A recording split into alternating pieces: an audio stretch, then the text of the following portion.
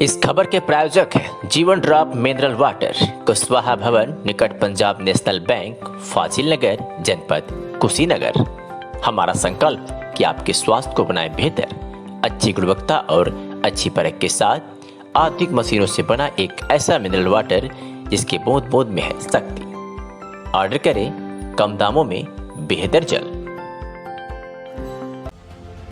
एक तरफ जहां 2022 के विधानसभा चुनावों को लेकर सभी पार्टियों में सरगर्मियां तेज हो रही हैं, तो वहीं दूसरी ओर लोकसभा चुनाव को लेकर भी पार्टी के कार्यकर्ताओं ने जनता से मिलने जुलने का कार्यक्रम शुरू कर दिया है। इसी कड़ी में हिंदुस्तान के मशहूर शायर इमरान प्रतापगढ़ी ने भी कांग्रेस पार्टी के राष्ट्रीय चेयरमैन बनने पर मुरादाबाद का दौरा कर जगह जगह कार्यक्रम करते हुए मुरादाबाद की नगर पंचायत अगवानपुर में भी एक विशाल जनसभा को संबोधित किया। इमरान प्रतापगढ़ी को देखने के लिए हजारों की संख्या में जनसैलाब उमड़ पड़ा। कांग्रेस पार्टी के कार्यकर्ताओं ने इमरान प्रतापगढ़ी का फूल मालाओं से जोरदार स्वागत किया। इस दौरान अगवानपुर चौकी के पुलिसकर्मियों ने भी पार्टी के कार्यकर्ताओं का सहयोग करते हुए अपनी जिम्मेदारी को बखूबी निभाया। इमरान प्रतापगढ़ी ने अपने भाषण में भारतीय जनता पार्टी और समाजवादी पार्टी को अपना निशाना बनाया।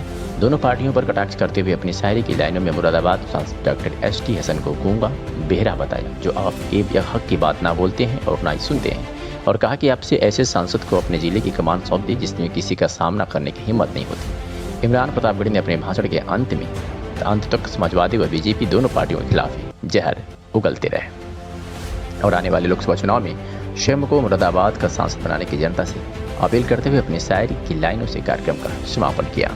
हमारे साथी उसमें शिरकत करने आया हूँ। चेयरमैन बनने के बाद, राष्ट्रीय चेयरमैन बनने के बाद पहली बार मुरादाबाद आया हूँ और कल से मुरादाबाद की आवाम जो प्यार दे रही है, जो स्वागत कर रही है, जो मोहब्बत लुटा रही है, मुझे अच्छा लग रहा है। और मैं ये महसूस कर पा रहा हूँ कि मुरादाबाद ये सोच रहा है कि उसके बेटे को इतनी बड़ी जिम्मेदारी मिली है, कांग्रेस पार्टी ने राष्ट्रीय स्तर की जिम्मेदारी दी है। मैं अपने शीर्ष नेतृत्व का आभार भी प्रकट कर रहा हूँ और मुरादाबाद के आवाम के साथ अपनी खुशियाँ भी बांट रहा हूँ। इमरान भाई, एक बहुत बड़ी जिम्मेदारी दी गई है अल्पसंख्यकों की, किस तरीके से उनकी आवाज़ उठाएंगे, क्या करेंगे? लगातार आप अल्पसंख्यकों की आवाज़ जब इस पद पर नहीं था, मैं तब भी माइनॉरिटी की आवाज़ बन के पूरे मुल्क में बोल रहा था।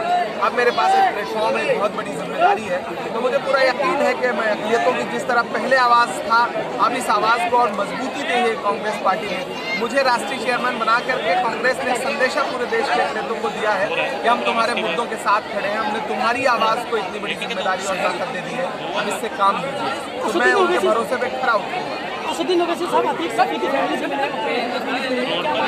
भाई थोड़ी सारी आप अपनी जानकारी दुरुस्त करें ना, तो वो मुख्तार अंसारी फैमिली से आज तक फैमिली से, और वो अतीक सैफी नहीं है, अतीक अहमद साहब। अतीक अहमद के परिवार ने कांग्रेस MIM ज्वाइन किया है। अतीक अहमद साहब सपा के पुराने नेता रहे हैं, उनके सांसद रहे हैं। अब ये सवाल अखिलेश यादव जी से पूछिए कि वो अपने नेताओं को क्यों संभाल के नहीं रख पा रहे हैं। सर, ये जो आपके साथ 2 दिन का स्वागत हुआ, तो इसे सेमीफाइनल माने आने वाले समय में विधानसभा चुनाव है, सेमीफाइनल नहीं, देखिए चुनाव कोई क्रिकेट मैच नहीं होता, लेकिन हम बहुत संजीदगी के साथ विधानसभा चुनाव लड़ेंगे और कांग्रेस जो भी प्रत्याशी घोषित करेगी मैं उसके लिए खुल करके मेहनत करके यहाँ प्रचार करूँगा और हमारा प्रयास होगा कि हम कुछ विधायक यहाँ जिता सकें, जिससे हम मुरादाबाद की आवाम को ये बता सकें कि समाजवादी को अब तक वो वोट देते आ रहे हैं, लेकिन समाजवादी के जनप्रतिनिधि कभी भी उनके किसी भी मुद्दे पे खड़े नहीं होते, चाहे वो नवाबपुरा का मामला हो या फिर उसके बाद करूला पे रमज़ान के महीने में महिलाओं से बदसलूकी का मसला हो या फिर कोविड का काल हो।